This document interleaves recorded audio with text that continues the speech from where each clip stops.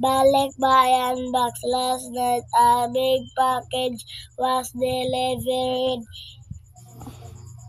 to our house. It's a balik bayan box. It came from Kuya Kaloy, who works in Canada. It contains lots of things that Kuya Kaloy sent us. Mother slowly opened the big box to find out what were inside. Each object inside the box had a tag with a name. Mother slowly look at all the things inside and read the names one by one. School bag, Peter.